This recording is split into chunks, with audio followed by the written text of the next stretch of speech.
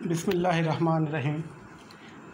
Carbohydrates और proteins के बाद अब हम तीसरी तरह के बायोमोलिक्यूल्स यानी लिपिड्स की बात करेंगे। तो सबसे पहले हम इंट्रोडक्शन देखते हैं कि लिपिड्स जो हैं वो क्या होते हैं। लिपिड जो वर्ड है ये बेसिकली एक ग्रीक वर्ड लाइपोस से निकला हुआ है, जिसका मतलब है कि फ़ैट, यानी बेसिकली लिपिड्स जो हैं ये फ़ैट लाइक मॉलिक्यूल्स हैं। अगर हम इनकी केमिकल नेचर की बात करें तो केमिकली ये डाइवर्स ग्रुप है ऑर्गेनिक कंपाउंड्स का, जो पानी के अंदर इनसॉल्युबल होता है। और करैक्टर वाइज ये वाटर में चूँकि इनसॉल्युबल है और नॉन पोलर होता है, तो इसलिए जो नॉन पोलर सॉल्वेंट्स हैं जैसे ईथर है, क्लोरोफार्म है, बेंजीन है वगैरह, इनके अंदर सॉल्युबल है। लिपिड्स जो हैं ये अपनी नेचर में हाइड्रोफोबिक होते हैं। हाइड्रोफोबिक हम उन चीज़ों को कहते हैं विच आर वाटर रिपेलेंट, यानी जो पानी के साथ जो है वो किसी तरह का इंटरेक्शन नहीं कर सकते, दस वो वाटर इनसॉल्युबल होते हैं। और इसकी रीज़न ये होती है कि जो लिपिड्स हैं इनके अंदर लॉन्ग जो है वो हाइड्रोकार्बन चेन होती है, जिसमें मल्टीपल टाइम्स जो है वो मैथिलीन ग्रुप CH2 जो है वो मौजूद होता है। तो चूँकि नॉन पोलर इन नेचर होता है, तो इसलिए पानी के अंदर ये वाले कंपाउंड लिपिड्स इनको हम कहते हैं ये सॉल्युबल नहीं होते हैं। और प्रोटीन्स के ब्रक्स, न्यूक्लिक एसिड्स के ब्रक्स और पॉलीसेक्राइड्स के ब्रक्स, यानी ये तीन जो बायोमोलिक्यूल्स हैं, प्रोटीन्स, न्यूक्लिक एसिड और पॉलीसेक्राइड, ये सारे के सारे जो हैं वो पॉलीमर की शक्ल में पाए जाते हैं। लेकिन contrary to all these three biomolecule, जो लिपिड्स होते हैं ये पॉलीमर्स की शक्ल में नहीं होते। और लिपिड्स के अगर हम करैक्टरिस्टिक की मज़ीद बात करें तो ये जो एनर्जी स्टोर होती है, तो जो चीफ स्टोरेज फार्म है एनर्जी का वो लिपिड्स हैं। और कितनी एनर्जी स्टोर होती है इसका अंदाज़ा आप यूँ लगा सकते हो कि लिपिड का एक मॉलिक्यूल जो है can store energy 6 fold as much as equivalent to mass of glycogen, यानी इनकी जो स्टोरेज कैपेसिटी है एनर्जी की वो बहुत ही ज़्यादा होती है कंपेयर टू कार्बोहाइड्रेट्स या इवन प्रोटीन्स। और किस फार्म में जो है वो एनर्जी स्टोर होती है बॉडी के अंदर, तो चीफ फार्म जो है वो उसमें फ़ैट्स और ऑयल्स ही आते हैं। और जो न्यूट्रल लिपिड्स होते हैं, अगेन हम करैक्टरिस्टिक्स की अगर बात कर रहे हैं तो न्यूट्रल लिपिड्स होते हैं जब इनकी हाइड्रोलिसिस करवाई जाती है। हाइड्रोलिसिस का मतलब वो रिएक्शन होता है जिसमें हम वाटर एडिशन करके बॉन्ड जो है उनको ब्रेक करवाते हैं। तो जब न्यूट्रल लिपिड्स की हाइड्रोलिसिस करवाई जाती है तो उसमें जो कंपोनेंट्स अटेन होते हैं एज अ रिज़ल्ट वो ग्लिसरॉल होता है और फैटी एसिड। ग्लिसरॉल जो है ये एक ट्राईहाइड्रिक अल्कोहल है, 3 कार्बन अल्कोहल होती है ये, और ट्राईहाइड्रिक है यानी 3 दफ़ा इसमें OH ग्रुप जो है वो मौजूद होता है। और फैटी एसिड जो है ये long chain aliphatic carboxylic acids होते हैं। और ज़्यादातर लिपिड्स जो हैं वो एम्फीपैथिक हैं। इसका मतलब यह है कि इनके अंदर जो है वो हाइड्रोफिलिक पोर्शन भी होता है और हाइड्रोफोबिक पोर्शन भी होता है। तो एम्फीपैथिक मैं रिपीट करता हूँ, इस तरह के मॉलिक्यूल्स को हम कहते हैं जिनके अंदर बेक वक्त हाइड्रोफिलिक और हाइड्रोफोबिक दोनों तरह के पोर्शंस मौजूद होते हैं।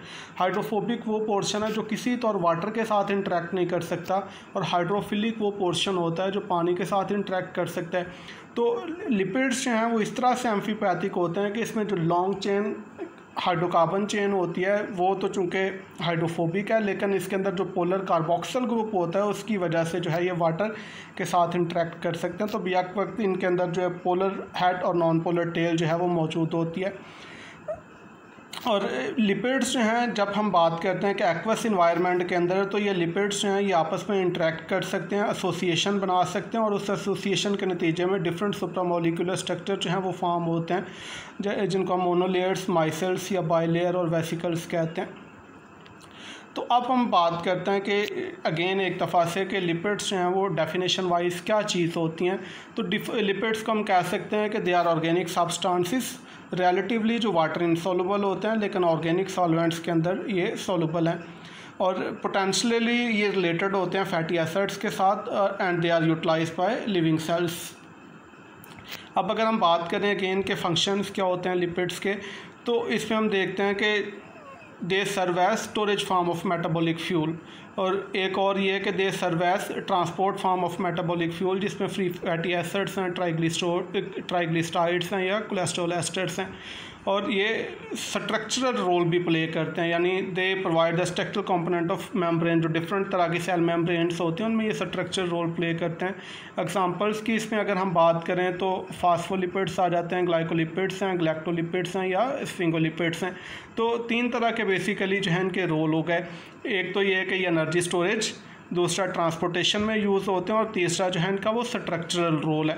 तो 3 तरह के बेसिकली ये वाले फंक्शन हो गए। इसमें मज़ीद भी अगर हम फंक्शंस की बात करें तो इनके प्रोटेक्टिव फंक्शन भी हैं बैक्टीरिया वगैरह के अंदर, यानी बैक्टीरिया के अंदर जो इनकी जो ऊपर मेम्ब्रेन होती है जो एक्ट करती है बैक्टीरिया के मेन बॉडी और बाहर वाला एनवायरनमेंट, उसके दरमियान बाउंड्री के तौर पर जो है वो रोल प्ले करती है। Same way different plants, insects, vertebrates वगैरह के अंदर जो है ये आउटर कोटिंग के तौर पर जो है वो बिहेव करते हैं, यानी बॉडी ऑफ इन्वायरमेंट जिसको ये प्रोटेक्ट करती है फ्रॉम बॉडी ऑफ ऑर्गेनिज्म, जिसको ये प्रोटेक्ट करती है फ्रॉम इन्वायरमेंट।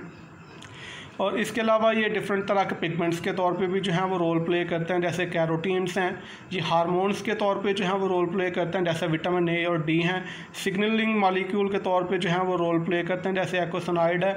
और इसके अलावा ये कोफैक्टर्स के तौर पे भी काम करते हैं। कोफैक्टर पीछे हमने एंजाइम्स में बात की कि ये एंजाइम के जो हैं वो एक्टिवेटर्स होते हैं। तो कोफैक्टर में जैसे विटामिन ए है, विटामिन ए है, के है, एट्सेट्रा। इसी तरह ये डिटर्जेंट्स के तौर पे जो है वो रोल प्ले कर सकते हैं, जैसे बाइल साल्ट है। तो लिपिड्स जो हैं ये अपने फंक्शंस में भी बड़े डाइवर्स हैं, डिफरेंट तरह के फंक्शंस जो हैं ये प्ले करते हैं लिपिड्स। अब हम मूव करते हैं कि लिपिड्स जो हैं इनकी क्लासिफिकेशन किस तरह से है, कितनी तरह के लिपिड्स होते हैं। तो बेसिकली 3 क्लासेस के अंदर जो है वो लिपिड्स को हम क्लासीफाई कर सकते हैं, यानी सिंपल लिपिड्स, कंपाउंड लिपिड्स और डिराइव्ड लिपिड्स। सिंपल लिपिड्स जो हैं ये एस्टर हैं फैटी एसिड के डिफरेंट तरह की अल्कोहल्स के साथ, और जब इनको हाइड्रोलाइज करवाया जाता है तो उस हाइड्रोलिसिस के नतीजे में जो हैं 2 चीज़ें ऑब्टेन होती हैं, यानी एक अल्कोहल और दूसरे फैटी एसिड्स। कंपाउंड लिपिड्स वो हैं जिनमें फैटी एसिड और अल्कोहल के साथ साथ कोई तीसरा पार्ट जो है वो भी मौजूद होता है, यानी सम एडिशनल ग्रुप जो है इसके अंदर मौजूद होता है। मैं रिपीट करता हूँ कि सिंपल जो लिपिड्स होते हैं ये एस्टर्स होते हैं फैटी एसिड के डिफरेंट तरह की अल्कोहल्स के साथ, जबकि कंपाउंड्स लिपिड के अंदर फैटी एसिड और अल्कोहल के साथ साथ कोई एडिशनल ग्रुप भी मौजूद होता है। अगर हम बात करें तीसरी जो टाइप है डिराइव्ड लिपिड, तो ये पार्शली हाइड्रोलाइज्ड प्रोडक्ट हो सकते हैं सिंपल लिपिड्स के या कंपाउंड लिपिड्स के। तो थोड़ी डिटेल में हम देख लेते हैं कि सिंपल लिपिड्स जो हैं इनके अंदर आ जाते हैं फैट्स, ऑयल्स और वैक्सेस। सिंपल लिपिड्स जो हैं they are derivative of lipid like substances, जिनको हम फैटी एसिड कहते हैं। अब फैटी एसिड जो हैं ये क्या हैं, ये long chain aliphatic carboxylic acids होते हैं। कितने लॉन्ग चेन, जनरली इनमें हम वो वाले कार्बोक्सिलिक एसिड जो हैं कंसिडर करते हैं जिनमें 12 से ज़्यादा जो हैं वो कार्बन मौजूद होते हैं। तो ये पानी के अंदर सॉल्युबल नहीं होते, क्योंकि इनमें जो है वो जो नॉन पोलर पोर्शन है वो बहुत बिग होता है, तो इस वजह से ये वाले फैटी एसिड वो हैं जो वाटर इनसॉल्युबल हैं। कुछ स्टार्ट वाले कार्बोक्सिलिक एसिड जो हैं वाटर सॉल्युबल होते हैं, लेकिन जो बिगर फैटी एसिड्स हैं, बिगर कार्बोक्सिलिक एसिड हैं, ये वाटर इनसॉल्युबल होते हैं।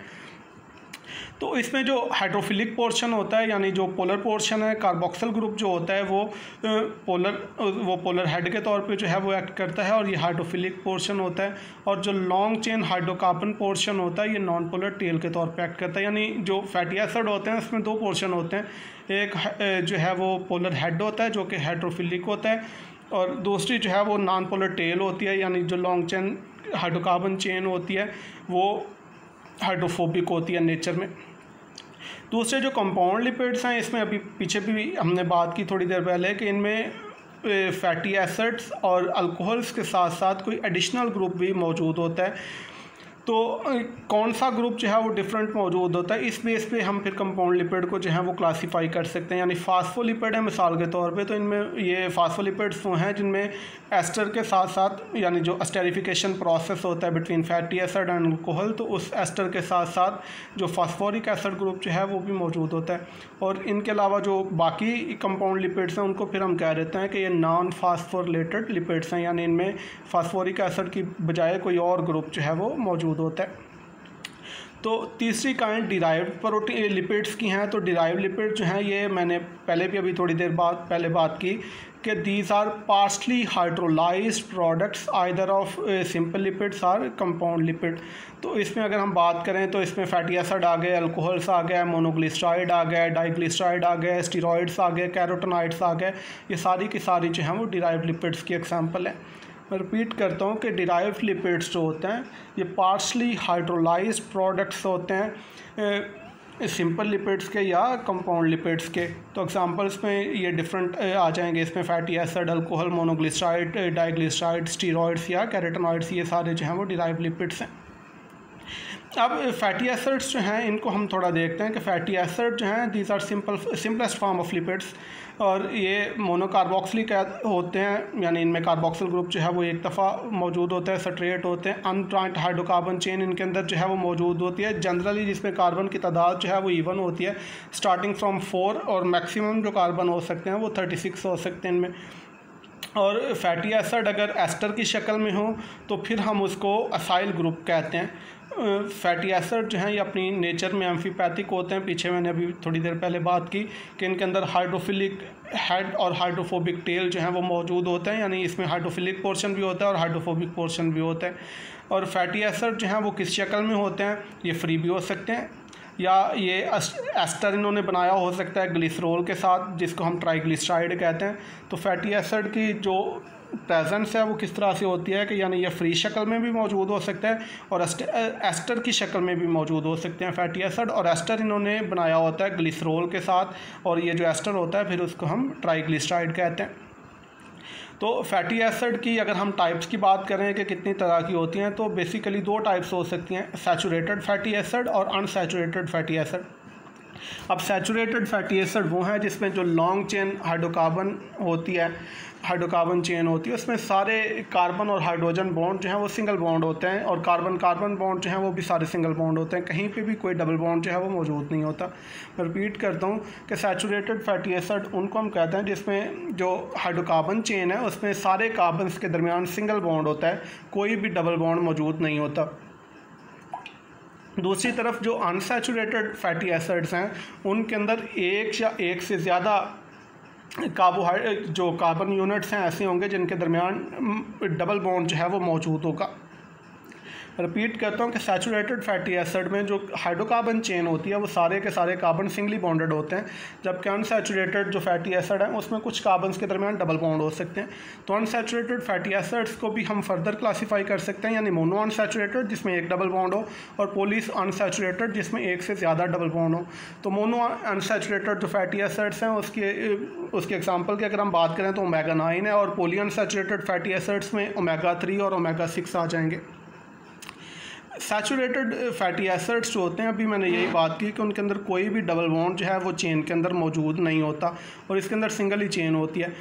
इनका जो जनरल फार्मूला है उसमें यह है कि जो पहला कार्बन होता है उसके साथ 3 हाइड्रोजन्स लगे हुए हैं, और दरमियान में जितनी भी चेन के कार्बन आएंगे हर कार्बन जो है वो 2-2 हाइड्रोजन कंटेन कर रहा होगा, और जो टर्मिनल कार्बन होगा वो कार्बोक्सिल कार्बन की शक्ल में मौजूद होगा। मैं रिपीट करता हूँ इस बात को कि जो पहला कार्बन है उसके साथ 3 हाइड्रोजन्स नज़र आएंगे, दरमियान में कितने सारे कार्बन्स हो सकते हैं, हर कार्बन के साथ 2 हाइड्रोजन जुड़े होंगे, और जो टर्मिनल कार्बन है वो कार्बोक्सिलिक कार्बन की शक्ल में मौजूद होगा। तो ये जनरल फार्मूला होता है सैचुरेटेड फैटी एसिड का। इसमें N जो है ये स्पेसिफाई करता है कि मैथिलीन जो है यानी CH2 ग्रुप जो हैं वो कितने हैं, और ये काफ़ी ज़्यादा हो सकते हैं मैथिलीन ग्रुप। अभी पीछे भी हमने बात की कि 4 से लेकर 36 तक हो सकते हैं। और ये जो CH ग्रुप हैं ये पहला कार्बन यानी मिथाइल कार्बन और आखिरी कार्बन यानी कार्बोक्सिल कार्बन के दरमियान जो हैं वो मौजूद होते हैं। तो सैचुरेटेड फैटी एसिड्स जो होते हैं इनके मेल्टिंग पॉइंट ज़्यादा होते हैं, और रूम टेम्परेचर के ऊपर अगर हम इनकी फ़िज़िकल अपीयरेंस की बात करें तो दे एग्जिस्ट एज सॉलिड्स। और फाइनली अगर हम सैचुरेटेड फैटी एसिड्स की एग्जांपल्स की बात करें तो लॉरिक एसिड आ जाता है, इसमें माइरिस्टिक है, पाल्मिटिक एसिड है, एटसेट्रा। ये सारे के सारे जो हैं वो सैचुरेटेड फैटी एसिड्स हैं।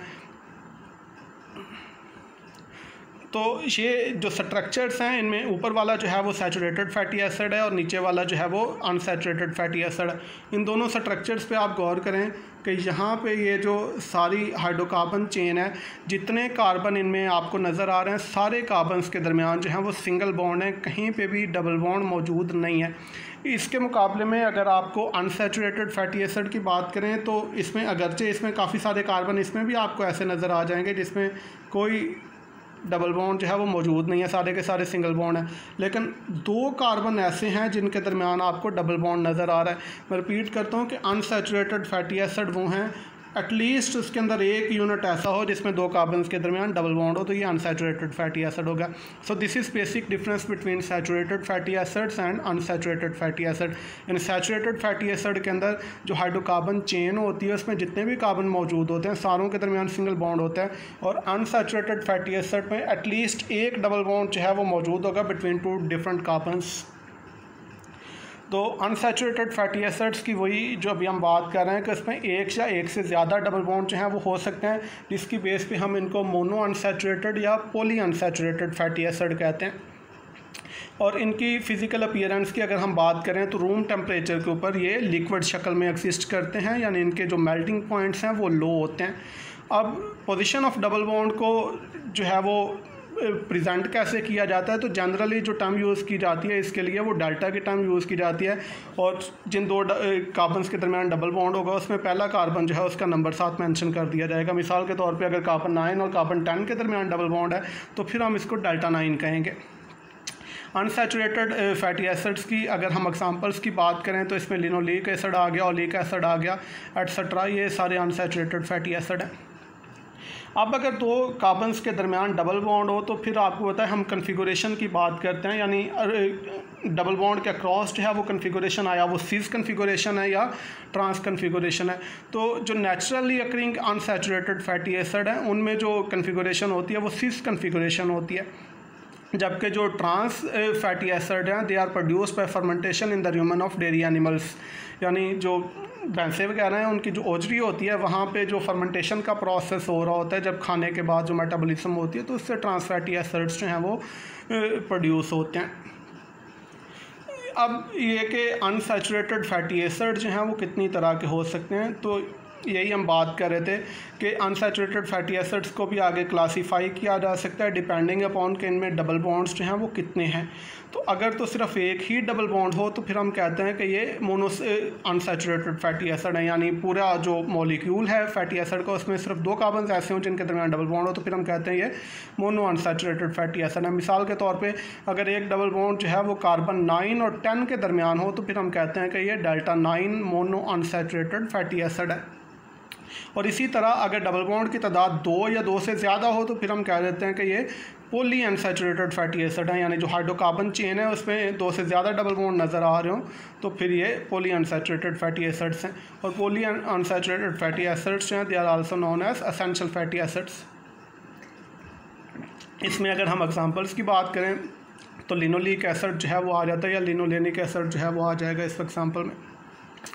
अब कुछ डिफरेंस की बात कर लेते हैं सैचुरेटेड फैट्स की और अनसैचुरेटेड फैट्स की। सैचुरेटेड फैट अगर हम इसके ओरिजिन की बात करें तो मीट के अंदर होता है, बटर के अंदर और डेयरी प्रोडक्ट्स के अंदर। रूम टेम्परेचर के ऊपर ये सॉलिड शक्ल में जो है वो मौजूद होते हैं, और अगर बॉडी के अंदर इनका लेवल जो है वो इंक्रीज़ हो जाए तो ये बैड कोलेस्ट्रॉल पैदा करते हैं, यानी जो बैड कोलेस्ट्रॉल होता है उनको हम एलडीएल कहते हैं, यानी लो डेंसिटी लाइपोप्रोटीन्स जो होते हैं। और जो लो डेंसिटी लाइपोप्रोटीन्स हैं ये क्लॉग्स जो हैं वो फॉर्म करते हैं आर्टरीज़ में, जिसका फाइनल रिजल्ट जो है वो हार्ट अटैक की शक्ल में नज़र आता है। सो सैचुरेटेड फैट जो हैं आप यूँ समझ लें कि ये डेंजरस फैट हैं, इंसान के लिए जो है वो कुछ अच्छे नहीं होते, ये सॉलिड की शक्ल में जितने फैट्स होते हैं। इसके मुकाबले में जो अनसैचुरेटेड फैट हैं उनका ओरिजिन जो है वो वेजिटेबल होता है, यानी एनिमल ओरिजिन वाले फैट्स जो हैं वो जनरली सैचुरेटेड होते हैं, और जो प्लांट ओरिजिन वाले फैट्स हैं वो अनसैचुरेटेड होते हैं, तो इनका ओरिजिन जनरली जो है वो वेजिटेबल ऑयल्स होते हैं। रूम टेम्परेचर के ऊपर जो है वो लिक्विड की शक्ल में एग्जिस्ट करते हैं, और अगर इनका लेवल जो है वो इंक्रीज भी हो तो गुड कोलेस्ट्रॉल जो होता है जिसको हम हाई डेंसिटी लाइपोप्रोटीन कहते हैं HDL, उनकी मिकदार जो है ये बढ़ा देता है, और HDL जितने ज़्यादा होंगे वो LDL को उतना ज़्यादा जो है वो रिमूव करवाई जाएंगे बॉडी से। तो एलडीएल चूँकि बॉडी के लिए अच्छे नहीं होते, तो जितना वो रिमूव हो जाएंगे वो बेटर है इंसान के लिए। चलें, अब हम बात करते हैं ट्राइग्लिसरॉल की। ट्राइग्लिसरॉल, जिसको ट्राइग्लिसराइड भी कहा जाता है, फैट्स भी कहा जाता है, न्यूट्रल फैट्स भी कहा जाता है, they are triesters of fatty acid and glycerol. Glycerol जो है, ग्लिसरॉल एक ट्राई हाइड्रिक अल्कोहल है। इसमें 3 कार्बन होते हैं, यानी पहला कार्बन CH2OH, फिर CHOH और फाइनली फिर CH2OH। और फैटी एसिड अभी हमने पीछे भी बात की कि ये long chain long chain carboxylic acid होते हैं, एलिफैटिक। तो इन दोनों के दरमियान बॉन्डिंग होती है, जिसके नतीजे में एक जो है वो ट्राई एस्टर फॉर्म होता है, जिसको हम ट्राइग्लिसरॉल या ट्राइग्लिसराइड कहते हैं। तो 2 चीज़ें इसके अंदर हो गई ट्राइग्लिसरॉल के अंदर। एक तो 3 फैटी एसिड होंगे जो सेम भी हो सकते हैं और डिफरेंट भी हो सकते हैं, और एक ग्लिसरॉल का मॉलिक्यूल। ट्राइग्लिसरॉल 2 तरह के होते हैं, सिंपल यानी जिनमें जो 3 फैटी एसिड हैं तीनों के तीनों सेम होंगे, और मिक्स्ड जिसमें जो 3 फैटी एसिड होते हैं वो तीनों डिफरेंट हो सकते हैं। ये स्ट्रक्चर आप देखें, यहाँ से आपको बात जो है वो वाज़ेह हो जाएगी कि ट्राइग्लिसरॉल जो है वो क्या होती है। ट्राइग्लिसरॉल के जो कंपोनेंट्स हैं वो 2 हैं। एक तो ये वाला कंपोनेंट है, ये एक ट्राई हाइड्रिक अल्कोहल है जिसको हम ग्लिसरॉल कहते हैं, यानी CH2OH, फिर उसके बाद CHOH और फाइनली फिर CH2OH। एक ये कंपोनेंट है, और दूसरा कंपोनेंट जो है ये फैटी एसिड है, ये जिसको अभी हम डिस्कस कर रहे थे कि जिसके अंदर एक हाइड्रोकार्बन चेन होगी और फाइनली कार्बोक्सिल ग्रुप इसके अंदर होगा। तो 3 फैटी एसिड जो हैं वो मौजूद होंगे। ये तीनों सेम भी हो सकते हैं और डिफरेंट भी हो सकते हैं। अब रिएक्शन होगा ग्लिसरॉल और फैटी एसिड के दरमियान किस तरह से होगा कि ये ग्लिसरॉल की तरफ से OH और फैटी एसिड की तरफ से H, ये मिलके पानी का मॉलिक्यूल जो है वो रिमूव कर देंगे, और इस तरह का बॉन्ड जो है वो इनके दरमियान बन जाएगा COO। ये इस तरह का बॉन्ड इनके दरमियान जो है वो फॉर्म हो जाएगा, जिसके नतीजे में, और ये इस तरह की बॉन्डिंग जो है स्टेरिफिकेशन जिसको हम कह रहे हैं, ये 3 जगहों पे होगी। तो उसके नतीजे में टोटल जो है वो आपके पास ट्राई एस्टर बन जाएगा, यानी एक यहाँ पे, फिर यहाँ पे और यहाँ पे। और इसके नतीजे में तीनों जगहों से चूँकि एक वाटर मॉलिक्यूल जो है वो रिमूव हो रहा है, सो ओवरऑल 3 पानी के मॉलिक्यूल जो हैं वो रिमूव हो जाएंगे, जिससे ट्राई एस्टर जो है वो फॉर्म होगा। अब ये फैटी एसिड जो यूज़ हो रहे हैं, अभी भी हम बात कर रहे थे कि ये तीनों फैटी एसिड सेम भी हो सकते हैं और डिफरेंट भी हो सकते हैं। तो ये ट्राई एस्टर जो बनता है इसको हम ट्राइग्लिसराइड कहते हैं, जो सिंपल होगा इन केस के अगर फैटी एसिड तीनों के तीनों सेम होंगे, और कॉम्प्लेक्स होगा अगर ये तीनों फैटी एसिड जो है वो मिक्सड होगा, जब ये तीनों फैटी एसिड जो हैं वो डिफरेंट होंगे। तो ट्राइग्लिसरॉल जो हैं ये नॉन पोलर हाइड्रोफोबिक होते हैं अपने नेचर में, और जो लिपिड की स्टोरिंग फार्म होती है ये वो वाला है। ये मॉलिक्यूल जो हैं इनमें डिफरेंट लेंथ के जो हैं वो फैटी एसिड हो सकते हैं, जो कि सैचुरेटेड भी हो सकते हैं और अनसैचुरेटेड भी हो सकते हैं। ये जो ट्राइग्लिसराइड हैं इनकी 2 कैटेगरीज हो सकती हैं, यानी फ़ैट या ऑयल।